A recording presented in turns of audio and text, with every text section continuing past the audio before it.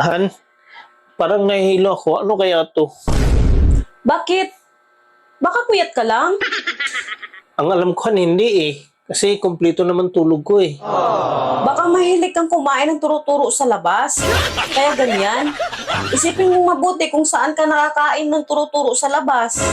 Ano ba yung turo-turo? Yung turo-turo, yung lutunan na tinuturo mo, yung gusto mong kakainin, na ready na lang siya ilagay sa pinggan at kainin mo, yun yung turo-turo. Wala akong maalalahan eh kung saan ako nakain ng turo-turo. Ang alam ko, ikaw lang yung tinuro ko.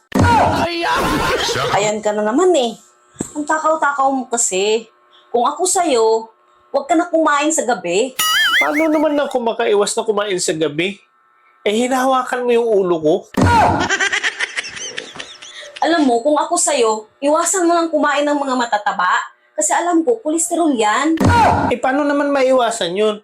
Eh, hindi ka naman nagda-diet. Ikaw, kanina ka pa ha? Kung natatabaan ka, ba't mo kinain? Hindi maiwasan eh.